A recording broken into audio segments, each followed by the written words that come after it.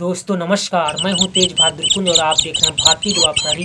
राश नहीं आ रही है भारतीय महिला पहलवान बेटियों की मेहनत। जी हां, फ्रांस की राजधानी पेरिस में ओलंपिक महोत्सव का कार्यक्रम चल रहा था, जहां पर भारत की ओर से महिला वर्ग में प्रतिनिधित्व हरियाणा राज्य की 29 वर्षीय महिला पहलवान बेटी विनेश फोगाट जी कर रही थी और उन्होंने एक ही दिन में प्री क्वार्टर फाइनल में जापान कि महिला खिलाड़ी को हराया था। साथ ही साथ उन्होंने क्वार्टर फाइनल में यूक्रेन की महिला खिलाड़ी को हराने के साथ साथ उन्होंने सेमीफाइनल में क्यूबा देश की महिला को हरा करके भारत का मान एवं दबदबा पूरे विश्व में बरकरार बनाए रखा। और इस भारतीय बेटी ने अपने मेहनत कश के बल पर उन्होंने अपने उस विरोधियों के मुंह को भी बंद कर दिया, जब एक साल पहले यही भारतीय बेटी न्याय के लिए दर दर रोड पर भटक रही थी। लेकिन यही लोग, कोई पार्टी के नेता, तमाम प्रकार के लोग जो बेटी पढ़ाओ बेटी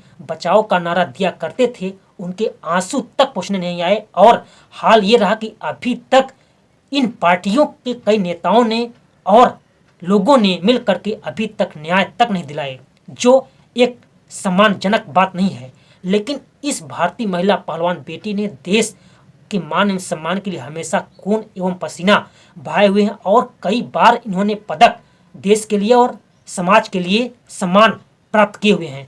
ऐसे संदर्भों में फाइनल में जब इस महिला खिलाड़ी की बारी आई तो उसको तकनीकी मानकों का सहारा लेते हुए 50 किलो भार में 100 ग्राम की वजह से इसको अयोग्य डिस्क्वालीफाई कर दिया।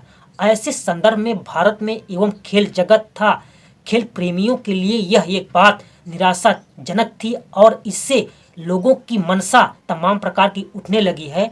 और ऐसे समय में हमारा खुद का मानना है कि अगर इन तकनीकी मानकों के बारे में जो अधिकारी महोदय एवं कोच महोदय एवं अन्य लोग गए हुए थे, तो ऐसे मानकों की जानकारी उस भारतीय महिला पहलवान बेटी को एवं लोगों को बता देनी चाहिए, ताकि ऐसे विकल्प को ढूंढा जाए, ताकि अयोग्य होने से बचा जा सके।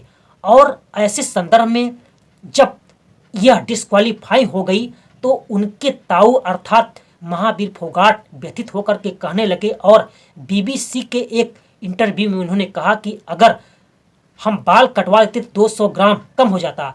ऐसे संदर्भों में भगवंत मान जो पंजाब की सीएम हैं, वह भी लोगों से मिलने गए और उन्होंने कहा कि हम बाल कटवा देते और नाखून कटवा देते तो ऐसे समय में ऐसे तकनीकी मानकों से बचा जा सकता था और महिला पहलवान बेटी का और देश का सम्मान बच जाता।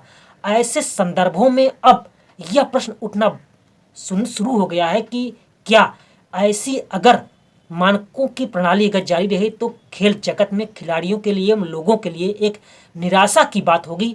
और ऐसे संदर्भों में एक रूपरेखा तैयार होनी चाहिए और कांग्रेस एवं विपक्ष के नेता राहुल गांधी ने यह बात उन्होंने संसद में रखा। ऐसे संदर्भों में यह बात रखना बहुत उचित है, ताकि इस कार्यक्रम को और इस प्रकार की कठिनाइयों से लड़ा जा सके और देश और मान का सम्मान पूरे विश्व में लहराया जा सके। बहुत बहुत शुक्रिया। जय हिंद, जय भारत। इस प्रकार आप लोगों की क्या राय है उसको कमेंट में बताइए। जय हिंद, जय भारत।